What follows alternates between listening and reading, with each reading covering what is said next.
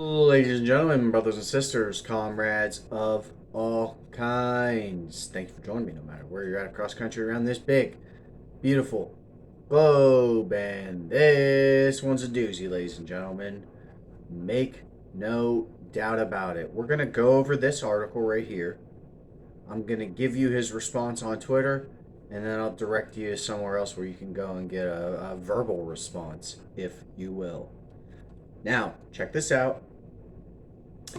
And be mindful, this is in the capitalist outlet, ABC, right? And I found this on the capitalist social media outlet, Twitter. So just remember what we're dealing with here. Green Party candidate Cornel West owes more than $500,000 in taxes and child support. Now, that's a whopper of a bill, right? We can all at least agree on that. One expert said voters have a right to know why this isn't disclosed. I didn't even think we're through the primary yet, are we? But here it is. Philosopher and presidential Green Party candidate Cornel West currently owes more than $500,000 between unpaid taxes and unpaid child support, according to tax records. Look, once again, a bit of a self-inflicted wound, no doubt.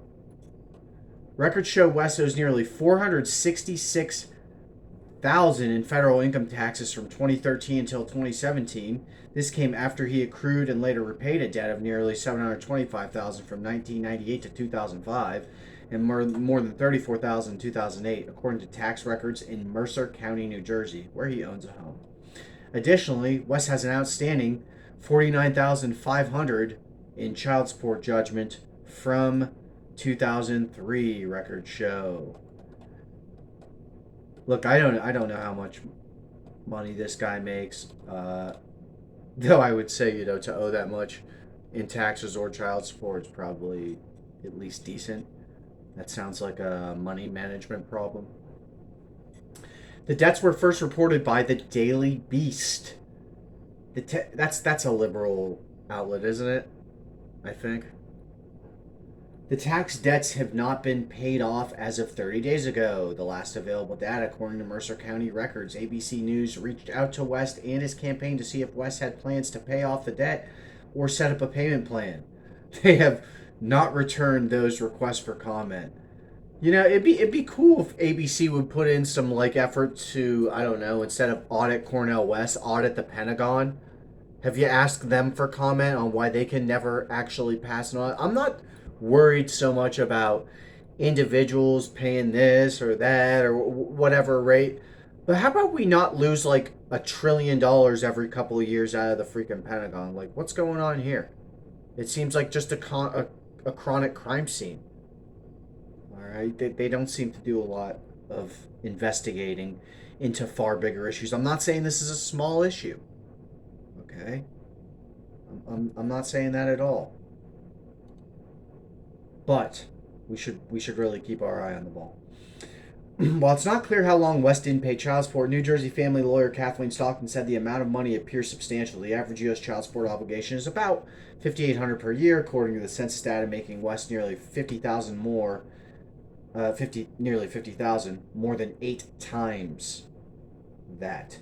Stockton noted that it is possible West paid Gertis and didn't register it with the court, though West has given no indication of that. When the question of his debts was brought up on the Breakfast Club radio morning show last week, West told the radio show host Charlemagne the God, who's got some serious problems, that they were being used as a distraction from his presidential campaign, which focused on ending poverty, mass incarceration, and environmental degradation. Well, you know what someone's going to say. Maybe we'd have a better chance at ending poverty if you paid your fucking taxes, pal. That's what they're going to say. I'm just keeping it real. Now, my response would be we'd have a much easier time getting rid of poverty if the Pentagon wasn't freaking siphoning off $1 trillion a year and losing a sizable portion of it. You understand? That would be my response, right? We could at least try nationwide to do the right thing, but we're not.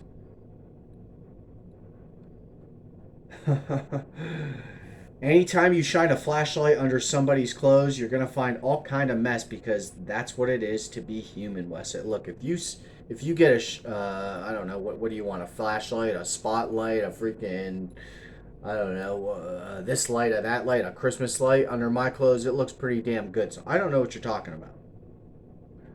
Okay, we all have problems, but we're talking about a specific issue here, right? A specific issue. Earlier on the show, Wes mentioned he was broke as the Ten Commandments financially, personally, collectively. Broke as the Ten Commandments. I've never heard that saying. West debts are personal, not related to the campaign, so they may not directly bear on the finances of candidates. Still, personal finance issues have been known to interfere with campaigns. Florida Senator Marco Rubio's sometimes imprudent management of his own finances were scrutinized during his 2016 campaign for president. And then Wisconsin Governor Scott Walker's personal debt seemed to undermine his message of fiscal hawkishness. You don't say. It's like Donald Trump. Like, how many bankruptcies does he have? You know, Joe Biden, what's going on with his finances? Seriously. His family's. According to West Financial's disclosure filed with the Federal Election Commission in August 2023, he currently makes at least $200,000 annually. That includes his professorship at the Union Theological Seminary, where his annual income falls upward of $100,000. His speaking engagements, where he makes at least another $100,000. His retirement fund, which earns him somewhere between $5,000 and $15,000 annually. His spouse, professor, makes at least $50,000 a year. Hold on one second, guys. Thank you for being patient. Kendrick Payne, an ethics lawyer with the Campaign Legal Center, said in an email to ABC News that the U.S. Office of Government Ethics advises candidates to disclose debts the size of West's. The federal disclosure law requires candidates for president to report liabilities over $10,000, child support is included. The OG advises the overdue taxes are reportable. If West, in fact, owes taxes, voters have a right to know why that isn't disclosed. Payne wrote, boy, they put in a lot of work for this, once again, and not very much as it relates to like the fiscal responsibility of the United States just in general. Like, what are you spending money on? Are you spending on police, prisons, and the military? Or are you spending on education, housing, and infrastructure? Well, I think we freaking know. We are an empire that has been hollowed from the inside out. We are definitely decaying, ladies and gentlemen. We need deep investment instead of $1 trillion on the military every year, you need $1 trillion on roads, bridges, sidewalks, sewage system, electrical systems, airports, seaports, railways. You need to spend on that. Okay, you're not going to hear that at ABC. Matter of fact, they're the ones, right? It was them or CBS, but I'm pretty sure it was ABC that fired the guy who they found out was a socialist. Oh, well, God forbid. You know, those people that helped, well, I guess ABC will never forgive him for that. Helping freaking decolonize the freaking globe. We'll never forgive him for that one. Y'all were making a lot of dough, right? West's associate author, Christopher Phillips, described West as authentic and someone who hasn't hesitated to spend his own money to help others. Phillips, who said he has known West for 8 years, said that when he first met West over the phone, the scholar volunteered to lecture and spend time with his students at the University of Pennsylvania, where Phillips was a writing fellow. That's UPenn, not Penn State. He said he could come down on his own nickel, and he spent the entire day breaking philosophical bread with my students just because he likes what I do. The campaign did not respond to ABC News requests for comment. Now, I'm going to read to you what he had to say in response to this. Okay, now who wrote this? This was Abby Cruz and Laura Gerson. This was a few days ago. But he has finally responded to this on Twitter, and here it is.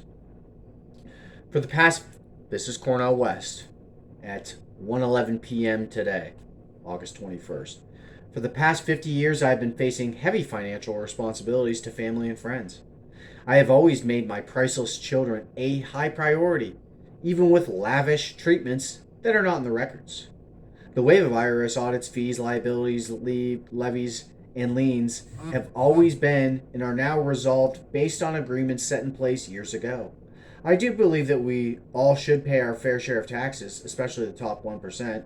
Like 63% of my hardworking fellow citizens, I live paycheck to paycheck with dignity and determination. So, look, a lot of Americans definitely live paycheck to paycheck, and even a lot of people who make a good amount of money. So, we have an issue here, ladies and gentlemen. There's no doubt.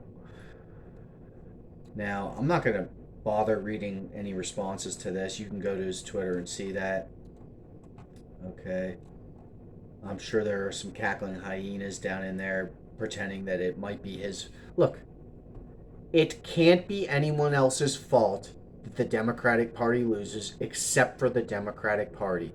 It can't be the Communist Party of the USA, CPUSA. It can't be DSA if they decide to go get a new ballot line, which I doubt they're ever going to do, or Working Families Party, or the. It can't be. It can only be your fault. You have a position on the ballot that gives you 45% or more of the vote automatically. You cannot blame anyone else when you're losing to neo-Confederates, neo-Nazis, and right-wing terrorist sympathizers. That is only your fault. I'm sorry. It is. Now, look, I encourage people to vote every time. I think you should vote every opportunity you get. If you have a student union vote, a tenant union vote, a labor union vote, you vote. You don't miss it. Why the fuck would you miss that? Are you freaking out of your mind? Hell no, you go to the vote. Look, if you have a primary election, you go to vote. Special election, a referendum, you vote. So of course you vote in the general election. You apply as much pressure as possible on the right wing and the capitalist system through your voting, okay? And through your organizing, of course, because if you're serious, you want to recruit and advertise and market and lobby and rally, march and protest and all these freaking things. Okay?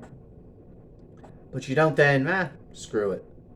I'm going to miss a vote because Cornel West can't win, or my only choice is Joe Biden, to beat, people are worried about Trump, mainly, it seems.